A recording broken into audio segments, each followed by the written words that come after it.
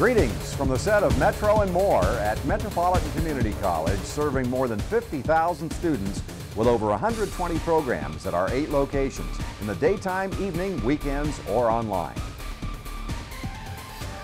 Welcome back. I'm your host, Kent Pavelka. This is Metro and more of what you need to know about Metropolitan Community College. Our guest for the next hour ahead is Dr. Myra Gordon. Dr. Gordon is Associate Professor of Psychology and also Associate Provost for Diversity at Kansas State University. Dr. Gordon, recently a speaker at Metropolitan Community College's 29th Annual Reverend Dr. Martin Luther King celebration in January of 2014. It's a pleasure to have you on campus, Dr. Gordon. Well, thank you. It's a pleasure to be here.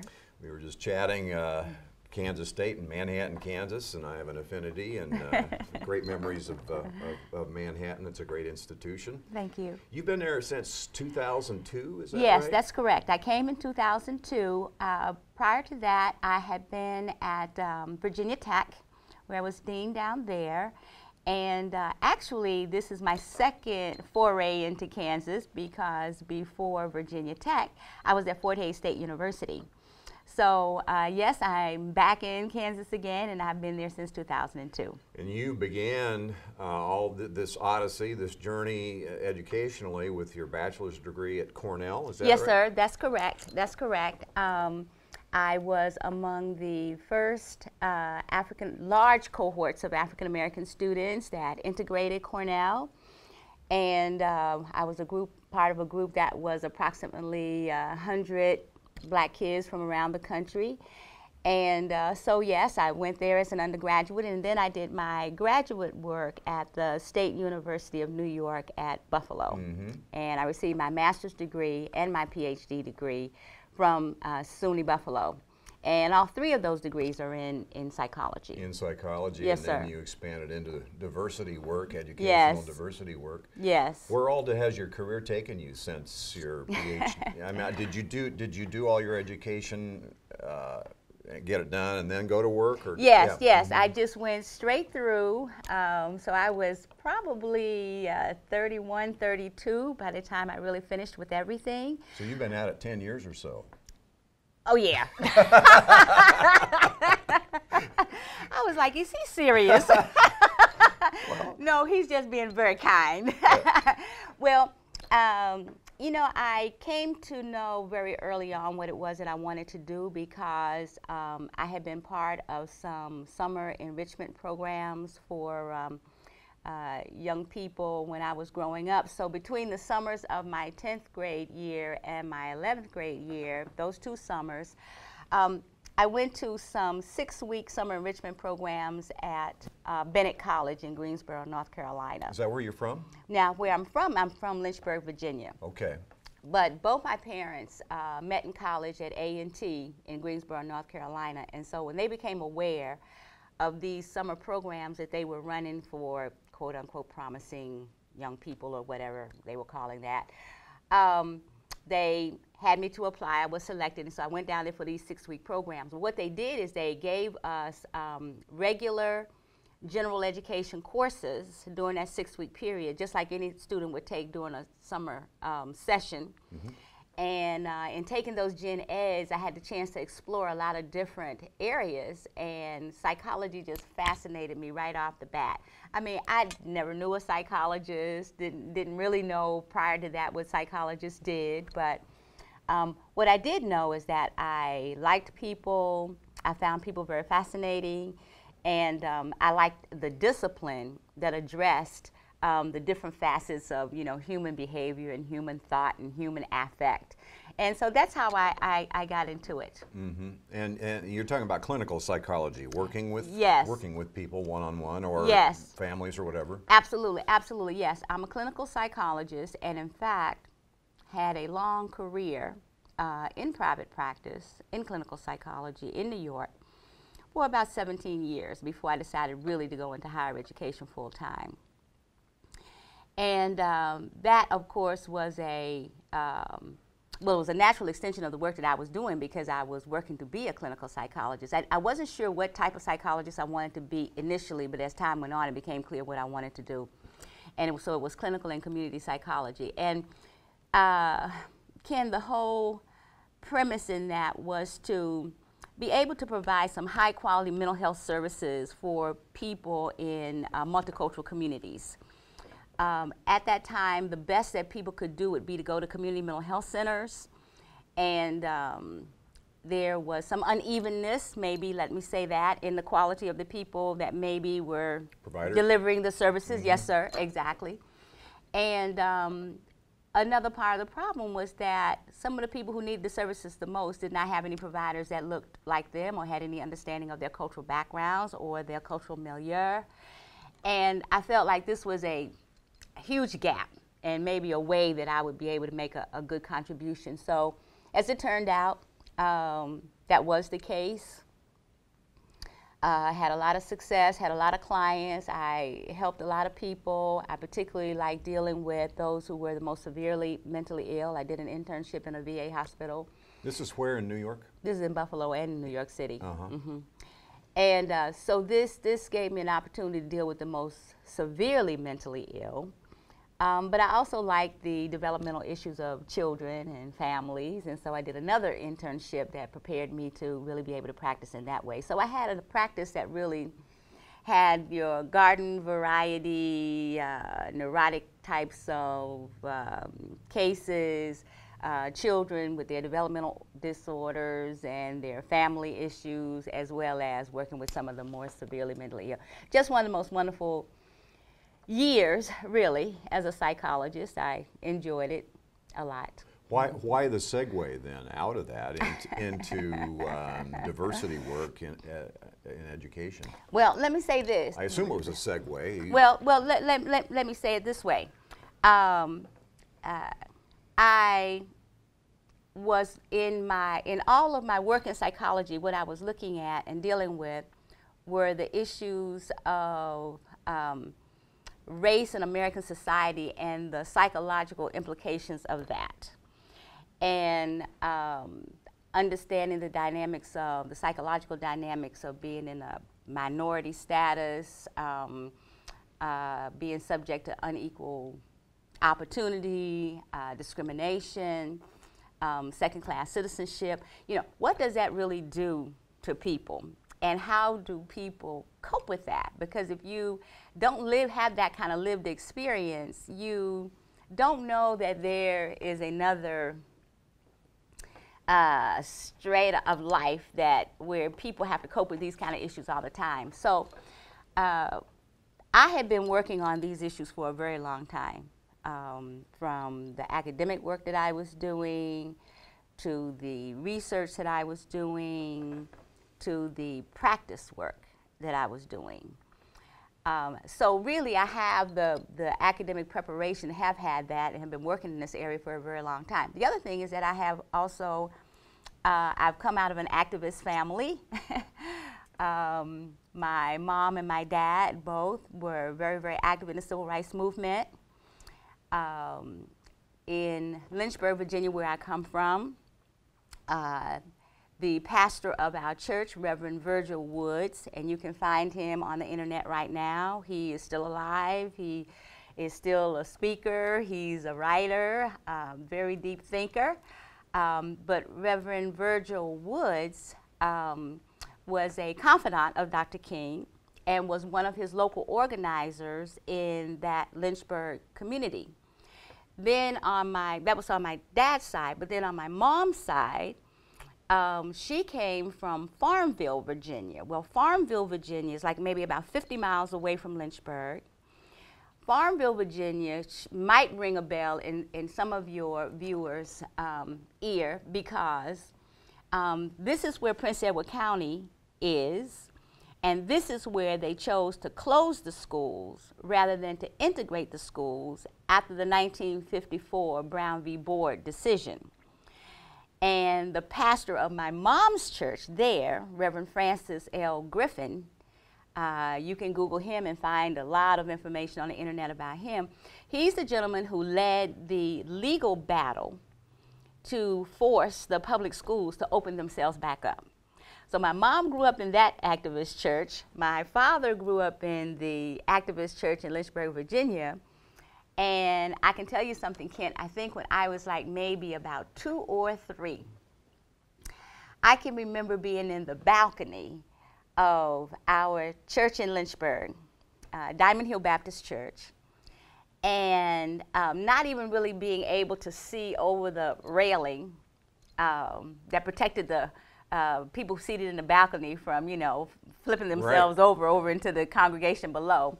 So it was probably about like right here. But I remember the voice of Dr. King in that church. I remember the voice. I don't remember anything he said, of course, because I was very young, but this amazingly resonant, booming voice. And I just remember all the people, all the community members, my mom and dad, my family members, and just the kind of electric, kind of even as a child, feeling the electricity of that sanctuary with this person down there that I couldn't see but that I could hear. And to this day I have that as it's a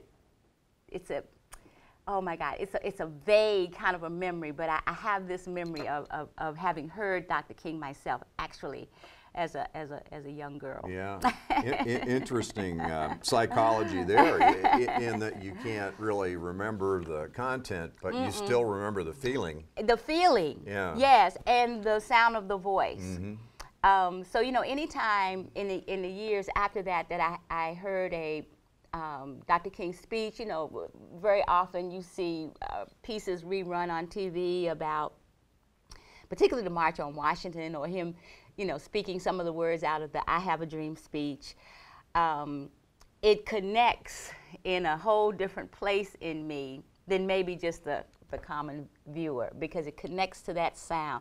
It's that sound, and that's who it was. Sure. And my mom and dad, of course, they've confirmed many years since then that, of course, that was Dr. King. Well, it's interesting also that you'd mentioned sound, because part of your presentation is the audio, part of the audio recording made of Dr. King when he was in Manhattan. Yes, back in I'm going to play. That's correct. I'm going to play an excerpt from that speech. Well, let me ask you, your presentation here at Metro, the keynote address, was entitled "The Universality of Truth" and universality of truth spoken to power. Yes. Spoken to power. Yes. What does that mean? Yes. Okay. All right.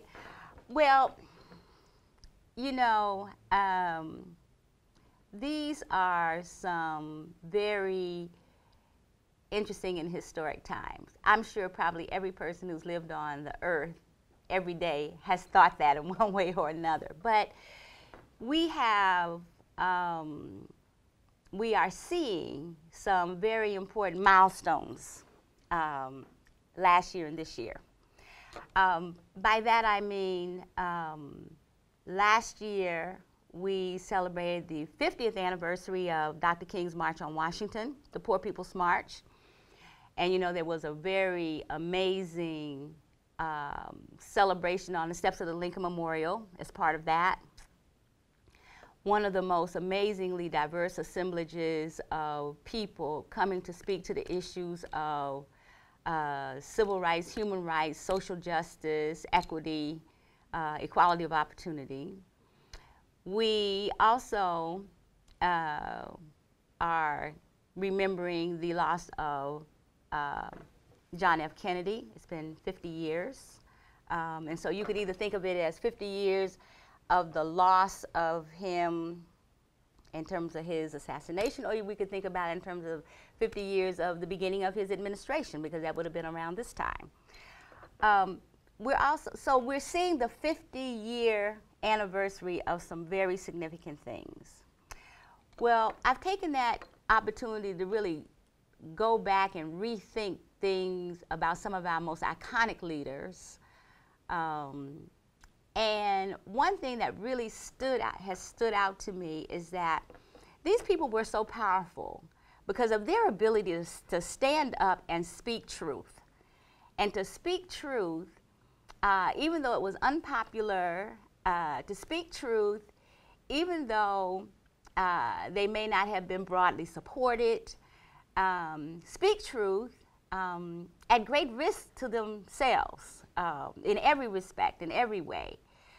And this characteristic of being able to say what needs to be said to those who are in power, to advocate, to agitate, to ask for, to explain, to demand, to say what's aspirational in people's hearts. This is what really catalyzed the movements that helped us to move from where we were to where, at least along the journey to where we want to be. And so, in going back and just looking at people, looking again, I mean, they just weren't great orators. They were really speaking hardcore truths that are embedded in the American ideal, but from which we had fallen so far in their realization. And so there's the power, there's such a power in being able to say what needs to be said and to help others hear what needs to be heard. Mm-hmm. And so that's where this has come from. What's common about all these people, whether I look at Nelson Mandela, whom we just lost, and so I've been thinking about him. I've been thinking about him quite a bit. We just lost Nelson. And Malcolm's 50th anniversary of his speech, The Ballad of the Bullet, okay, which was another iconic speech of the 20th century. When you just look at it, the thing that links them all together is this uncanny ability to speak truth to power, even though people did not want to hear it, people did not want to change, but this was what was necessary to catalyze the movements that led us in that direction. So that's where the title has come from. And does that make sense? It does, it does. And it seems like it's one thing to be able to have the ability to speak to the issues that we're talking about here, but it's quite another thing for anything to come from that. Yes. And these people not only were able to articulate truth, quote unquote, but also to affect it. Yes, yes, yes. And these movements toward change are unthinkable without these figures. They become the voice and the face of these various movements. And their ability to capture the attention of people in power, their ability to ignite the spirit of people who are struggling for their rights and their dignity. There's no way to imagine these things happening without these key people. You wonder. I mean, you wonder if instead, if these people had not, if their reality hadn't been what it was, would there have been someone else to step in? Well, you know, I mean, who yes, knows? I mean, one doesn't know. But what we do know is that in their time, they were the ones. Mm-hmm. In their time, they were the ones. And I have to also say, part of my contemplative mood around this comes from the fact that in our time, today, we don't have the same powerful voices, I feel, in society, speaking to the same issues. We still have some voices, but I don't know if they will survive the test of time and become as iconic as some of the people that we're talking about right now. Yeah, that's interesting. And I mean, you say that, and here we are with our first elected black president. Yes. The podium certainly is there. The opportunity is certainly there. Yes. To be as effective. Yes. Yes. Well, for Barack Obama. Well, let me just say this. Do you not agree, or? Well, I do and I don't. I do in the sense that it is probably one of the more magnificent things that has happened in American society, that in fact there was success in electing Barack Obama for a first term and also for a second term. there's no way anyone can ever diminish the watershed moment in race relations that represents in American history. It's something that I think we all can be proud of. I think it's something that is really a manifestation of what the real American dream is. Of course, many of us are very proud of that. At the same time, we are not in a post-racial anything. In fact, his election to the office has turned out to be one of the most deeply polarizing things that has happened in American society in a very, very, very, very, very long time. We've not had as much contentious, disrespectful discourse in a very, very long time. People who are willing to just do any doggone thing to defeat his initiatives as opposed to trying to find a way to get on board and work together. We've never seen as many of those offensive, dehumanizing cartoons. In decades, we hadn't seen those. Now, you know, it's a regular occurrence to see pictures of him as a monkey and, you know, go back to Africa and, you know, just all these just very ugly, ugly things that we would have hoped have long since disappeared. And then when you look at who elected him, when you really look at who elected him, he's a people's president. He's the average person's president. He is not the president of the power elite. And so he, in his own way, is trying to speak truth to power. I don't know that he's having the impact with them that some of these other leaders that we're talking about are having, because I think that at every step of the way, he is resisted. His efforts are being resisted.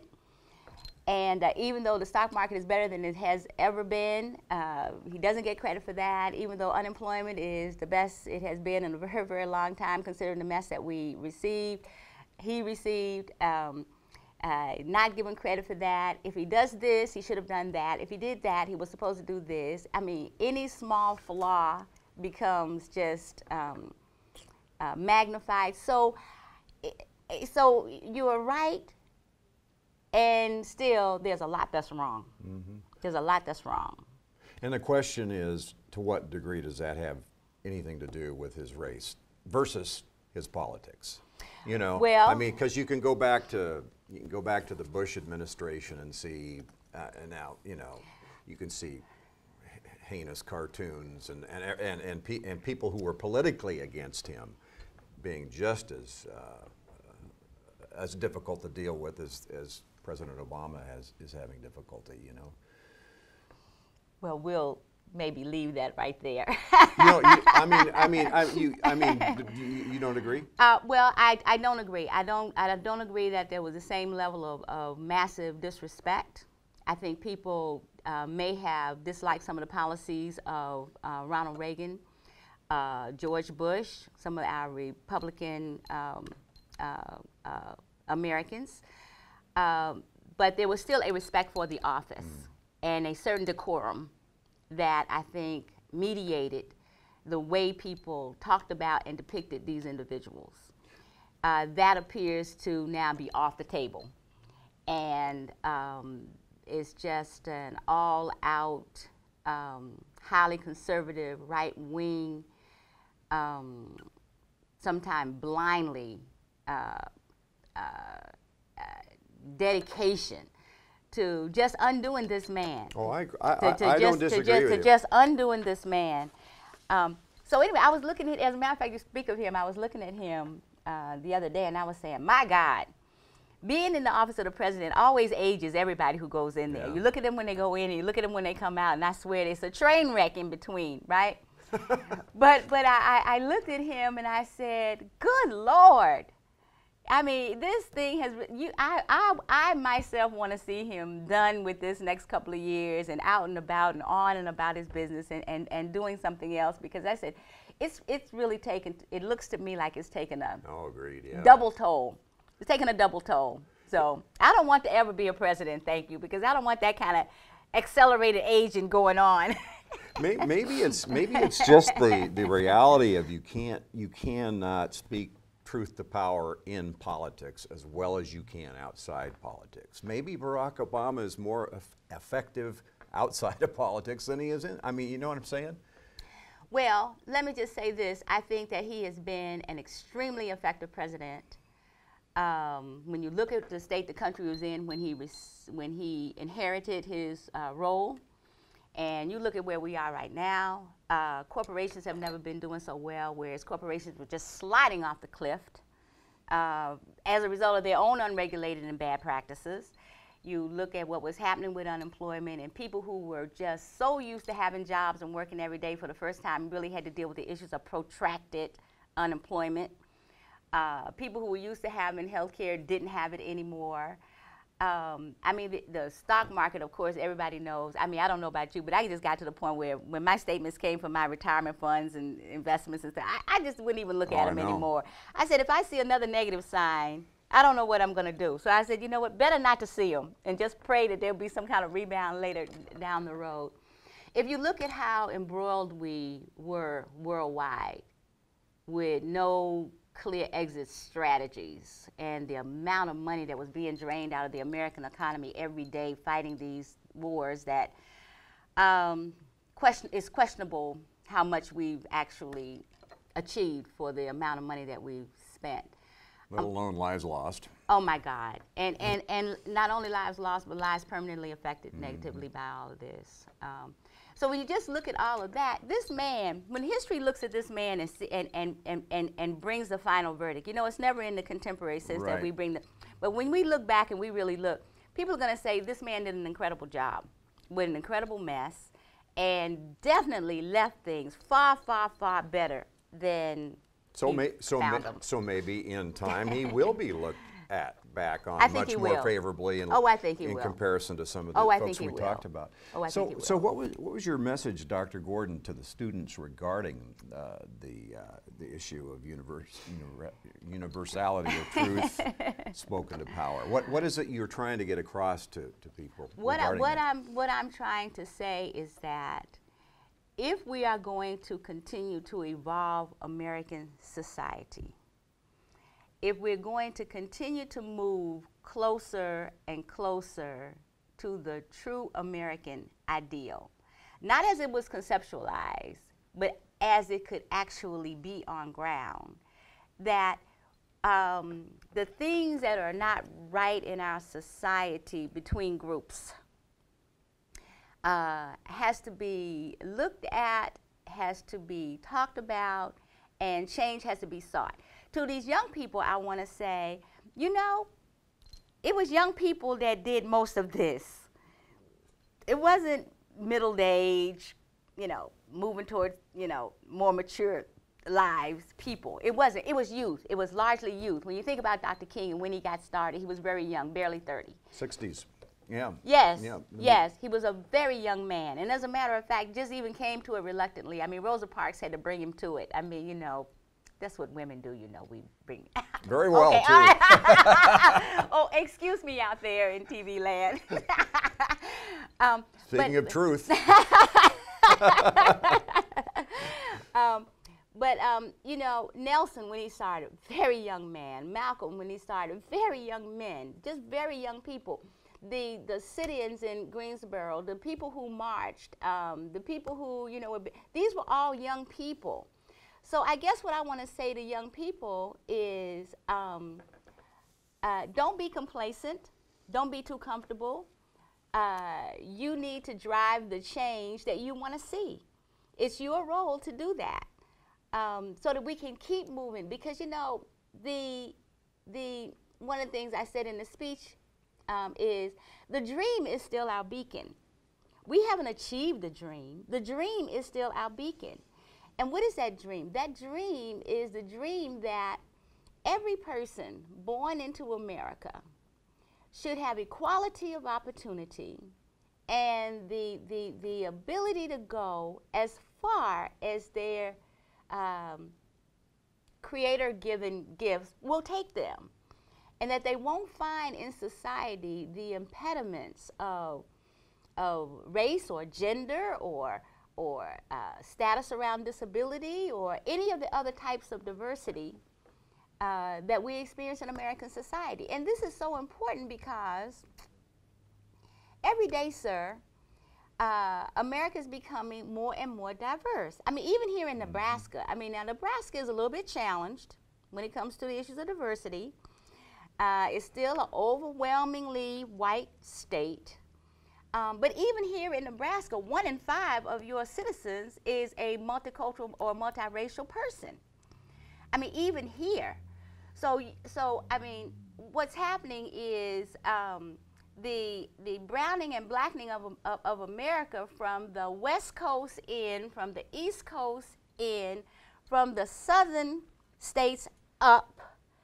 And so as this keeps moving across, as this demographic keeps moving, it means that there's no place that's not going to eventually see the realities of how diverse American society not is becoming, but is.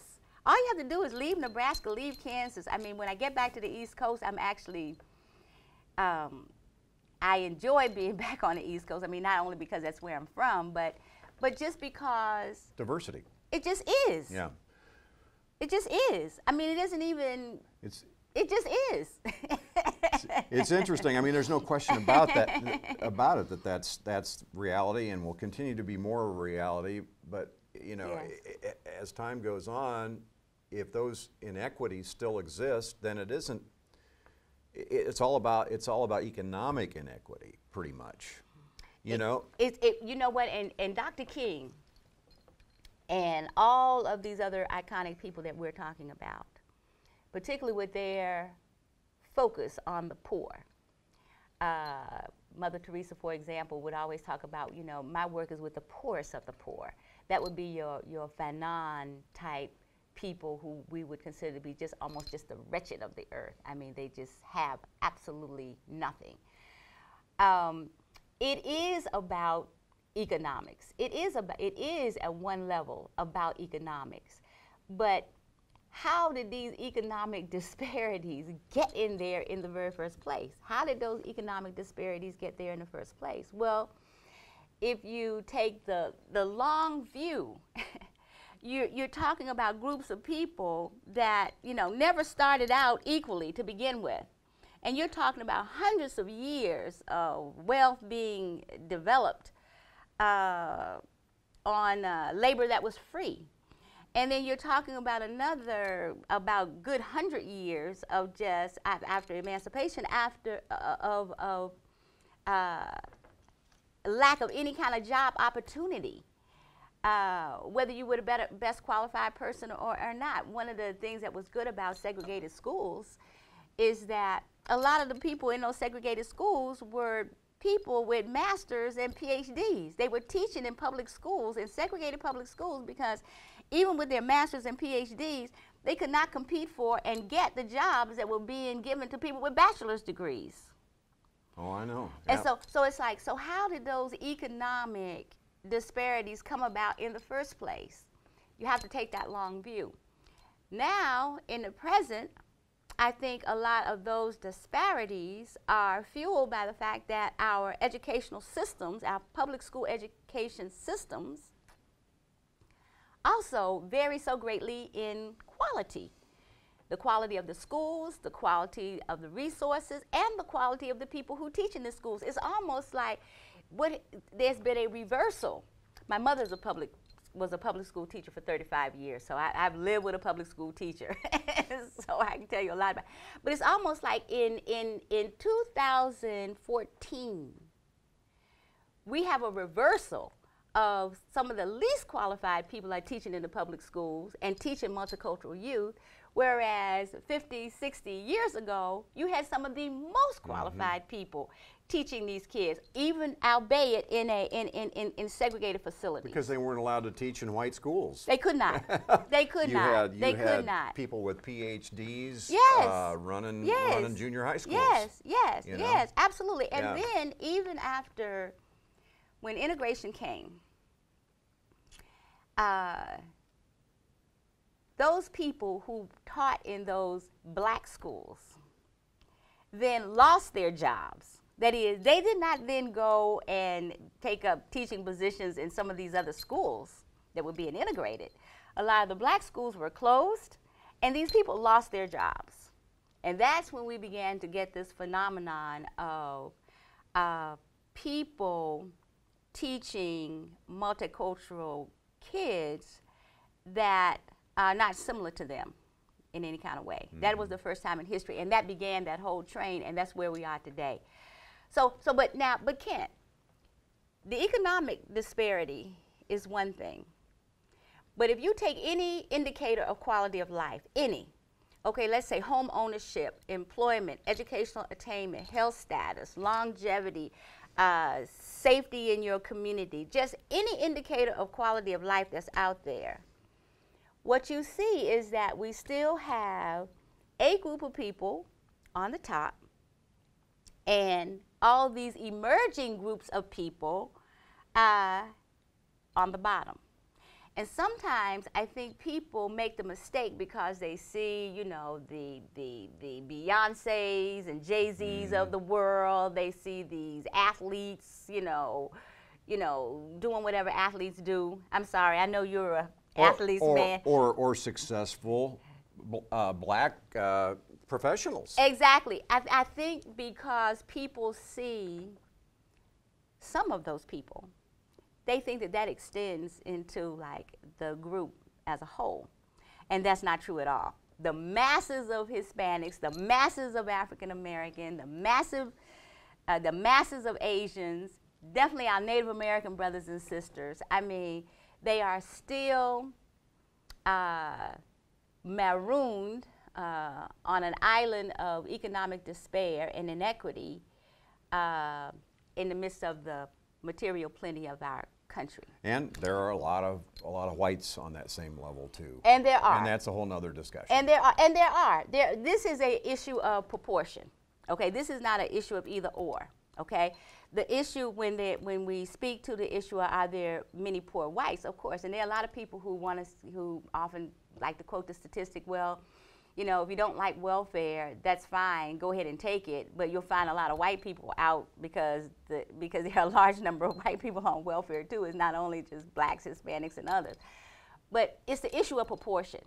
That is, there is a disproportionate number of multicultural people in poverty, yeah. Yes, compared to their percentages in the population. Yeah. And so, yes, there are poor whites, there's no question about it.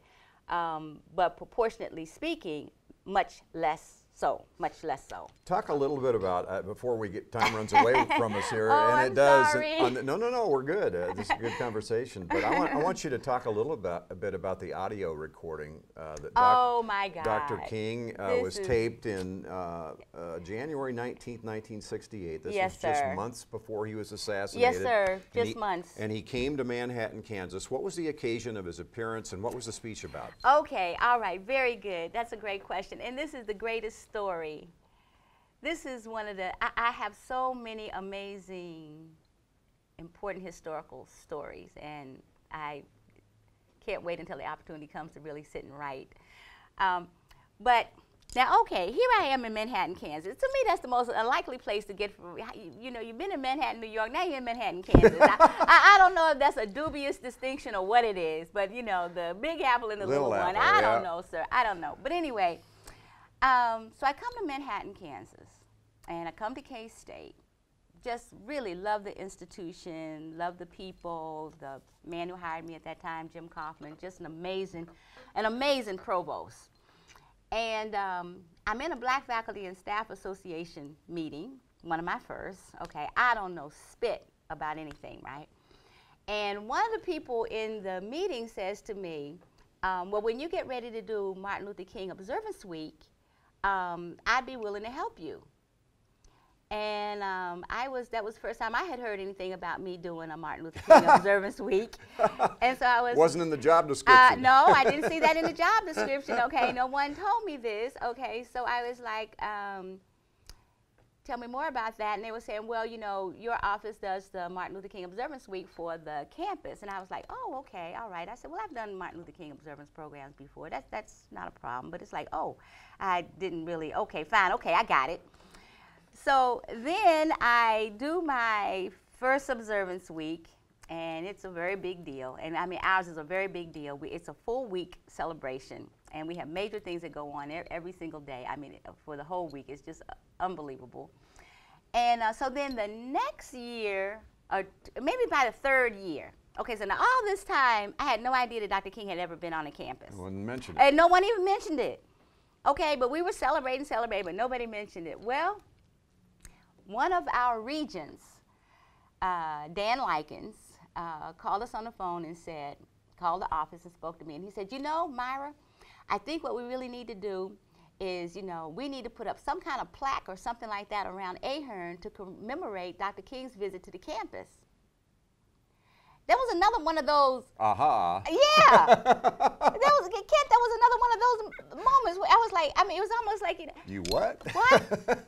And he said, oh, yes, I was a student at K-State, and he spoke at Ahern. I remember it. It has just affected my whole life, the whole way I think. He says, I've never forgotten it. He says, we need to at least put a plaque or something at the next Martin Luther King Observance Week. So I'm like, what are people talking about? So anyway, so now I started going to the archives to get some information. Sure enough, I found out that Dr. King had come there. He came there as part of the all-university convocation that was run by a very, very distinguished faculty member, Dr. Boyer. And I was just astounded. And then when I came to realize that, you know, this was his last university speech, I was like, are you kidding me? But you didn't know at the time there was audio of it, right? No. Now listen, now I'm just resurrecting, you know, what I can. So I find out that there is a published text of the speech, which I was able to read. Just blew my mind. So, and then I found that there were 2 or 3 pictures. Okay? And we had drugged these pictures out and in and out. So anyway, so now I'm like, whoa. So as time is going on, we renamed a street into the campus, we installed a bus, but all along I kept saying, there have got to be more pictures of this man being here than these 3 pictures. And I started saying, there's got to be a video.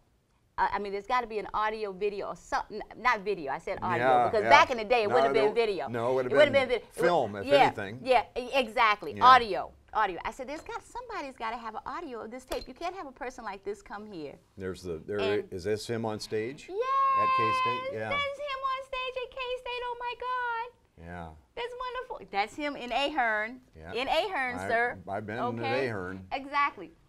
So everybody in the university archives and everybody was like, Dr. Gordon, there are no more pictures, there is no audio. In fact, I think in the activism of the 60s, which case they had, and Nichols Hall also burned. Now, I don't know if the activism and the burning of the halls all happened at the same time. Yes! Oh, sorry. No, that's good. I don't know if those things were connected, but that's where our radio, TV, and all those kind of studios were. And of course, you know, celluloid is very flammable. Sure. And so they're saying, listen, if we had a tape, it's gone. It's gone. All right. But I just kept at it. Well, to make a long story short, sir, we found some more pictures from that visit, misfiled in another place. Wow. Okay. And then voila, here comes these pictures. All right, I kept going about the tape. I was like, I just can't believe nobody has a tape. I just can't believe it. I know everybody keeps telling me that. I know I'm a persona non grata when I start opening up my mouth about this. Where'd you find it? But listen, this is what happened. Oh, Lord. I hope we have enough time. I got to tell you this story because I'm telling you, people in TV land are going to love this. All right. We had an African-American alum in Atlanta sitting on a Sunday morning reading his Atlanta Constitution Journal, drinking his coffee and reading his paper just like we do the New York Times, you know, and everybody reads their Sunday paper, how they do that, right? And he sees an article in there that says, the King Center and Foundation blocks the sale of 3 original King documents. So the alumnus looks over here to see what they're talking about. Well, there were 3 original documents that belonged to Harry Belafonte that he was trying to give to Sotheby's to auction off for whatever reason. And they then printed a facsimile of one of those documents in the paper. So the alum looks at this and he says, oh my good grief. The names on this piece of paper are all names of people from K-State. The president at that time's name was on there, President McCain, a dais guest, George Haley, and several other names of the people that you saw on the dais over there, okay, were on this piece of paper, along with talking notes. This piece of paper, sir, was in Dr. King's jacket pocket when they undressed him in the morgue after he was assassinated at the Lorraine Hotel. They found that piece of paper with all those K-State names on it in this man's pocket. Well, the alum called me on the phone right away and said, Myra, you're not going to believe this. You are just not going to believe this. But there was something on Dr. King's person related to K-State when he was assassinated. That was just chilling. Well, anyway, we did a big, since it was an alum, the Alumni Association and in their wonderful K-Stater magazine did a huge article about it and printed the facsimile of this note. Well, then another person, this is how things work. Sure. Human beings don't orchestrate stuff like this. And well, this stirred it all up. Oh, this stirred it up. This stirred it up. A gentleman who was a Ph.D. historian in Wichita, because I think in the article I said something about, you know, I'm just bound and determined before I leave this university find this doggone tape. Now, I don't know what's going to take, but I probably said something, you know, pretty strong like that. And so this guy in Wichita is reading all this, and he said, you know what? I might actually have that recording, because as a historian back in the day at that time, if someone spoke, I got a text of their speech. If I could attend, I took pictures, I got audios, I would write to the radio, I'd write to TV, I would do all these things. He said, I think I recorded that, but I'm not sure, I can't remember. So he went back to his home in Syracuse, because he was a faculty member at Syracuse University. Went into his basement, rummaged through all the historical items, and do you know what? Voila, that man found Galen Vesey. That name right there just holds reverence for me. Galen Vesey found that tape. Let me guess, it was reel to reel. It was. Yeah. Of course. Yeah. Of course. Of course it was. It was the old school reel to reel. But Mr. Kent, the clarity and the relevance and the impact of that man speaking, honest to God, it is just like sending a shiver up your back. Why don't you put it on the internet so people can hear it? Well, you know, we are. You could, couldn't you? Well, there may be some. Or some excerpts anyway. Well, yes, that we can do. That we can do. And of course, if there's any educational institution or any other person that wants to collaborate with us around something, to do something, sure. We want to be careful that we stay within the right guidelines of how we work with this piece of intellectual property.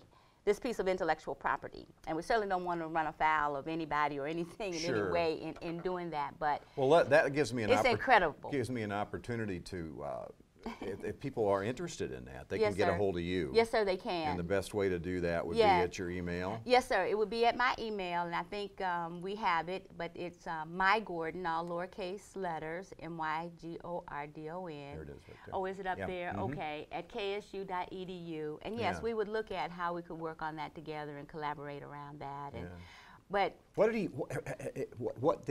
the real nugget in that speech? Okay, I would say that the real nugget in the speech was, we have come a very, very long way, but we still have a very, very long way to go.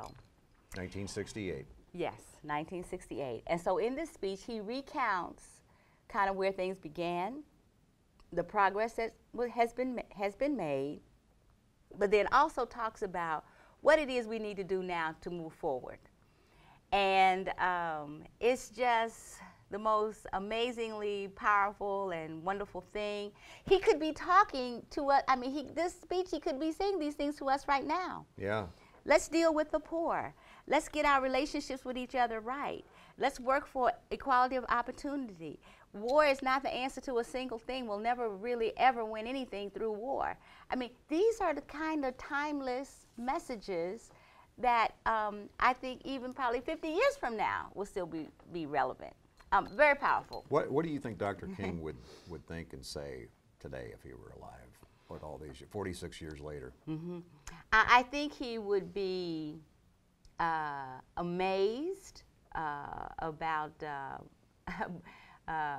President Obama. I think that would just blow his mind.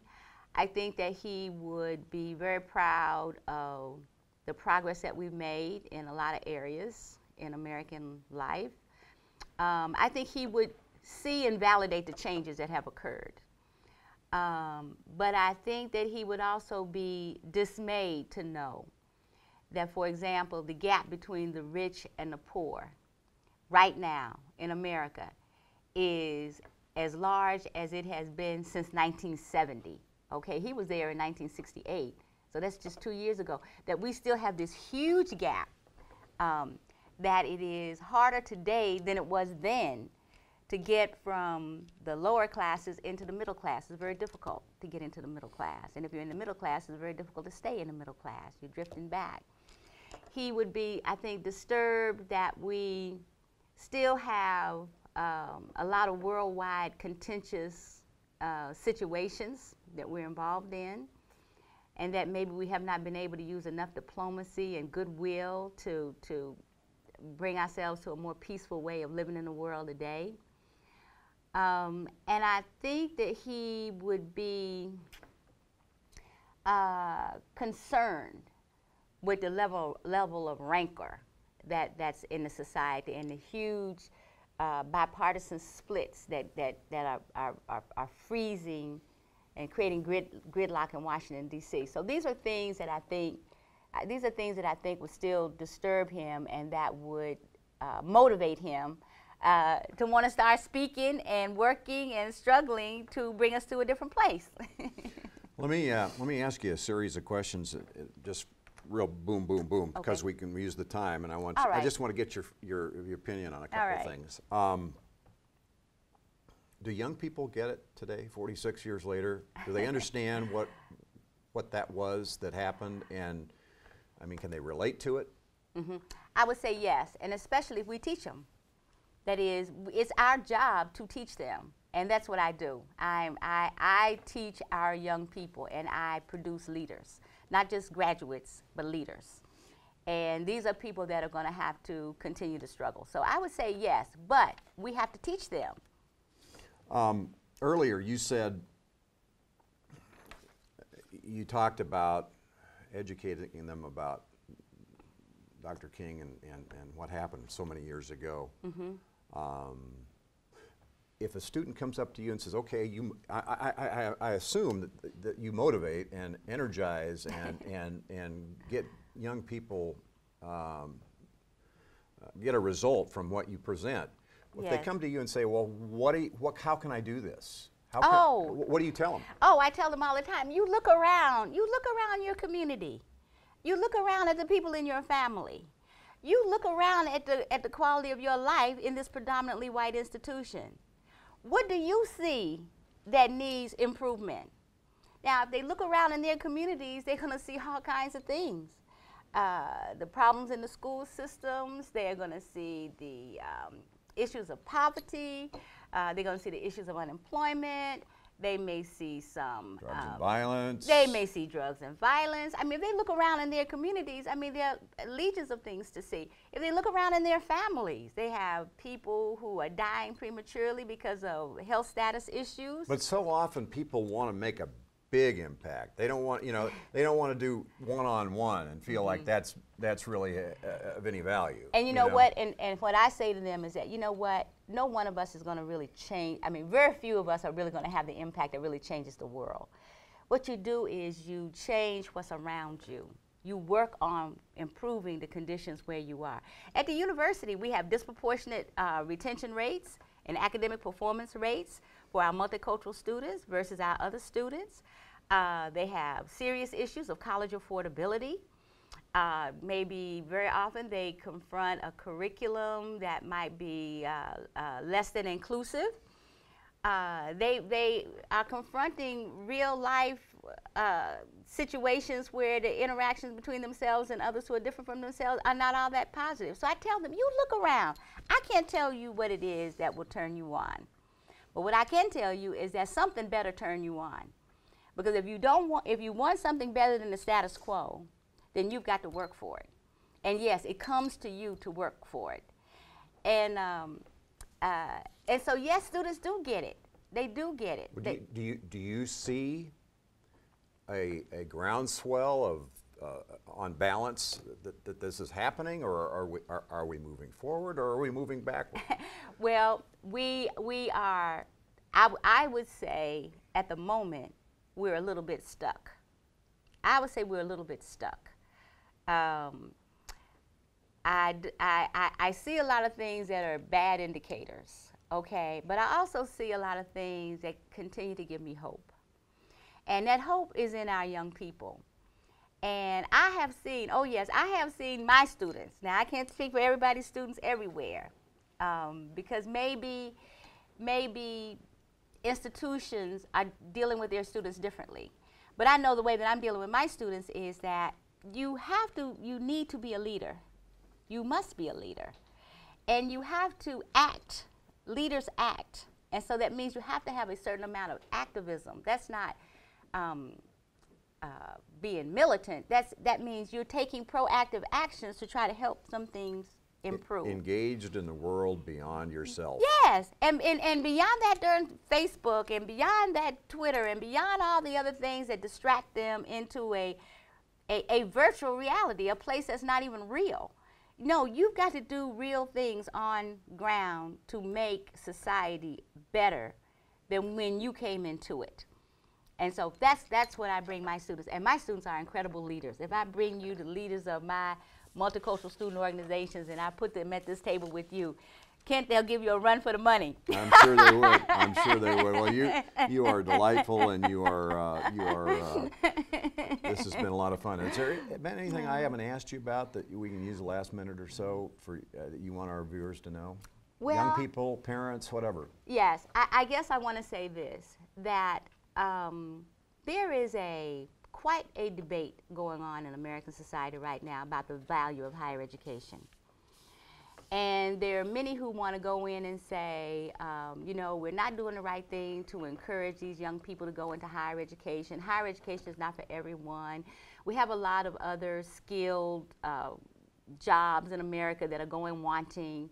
And so do you really want to incur all that debt to send your child into higher education? I guess I want to say to the parents and young people who are out there who are trying to pursue higher education that you don't lose by doing that. That yes, it is worth the investment. You know, you can't come to our community colleges or our four-year institutions and just be there and do nothing and waste money, but you come there and you apply yourself and you learn and you cultivate the life of the mind. And you develop the skills that are needed in American society. There will be a place for you and a role for you, and you're going to be very much needed. That's beautiful. I really enjoyed it. Thank you for Thank you, sir. for your time today, and thanks for coming to Metropolitan Community College. Oh, it's my pleasure. Dr. Myra Gordon. Loving it here. Thank you. And thank you for being with us again on Metro and More. Our goal is to better acquaint you with the mission, the leadership, and the reach of the college. I'm Kent Pavelka for Metropolitan Community College.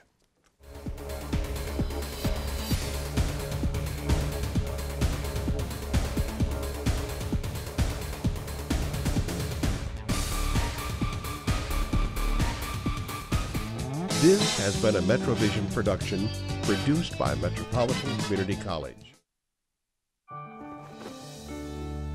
After high school, I became a father and had to put college on hold. I never had a chance to do what I really wanted. Now at 35, I'm moving forward with a career in media arts. MCC makes it convenient and comfortable, plus the facilities are outstanding. They were very accepting of me coming back. On average, every hour of credit increases the income of an MCC student by $159 per year. The inspiring option is Metropolitan Community College.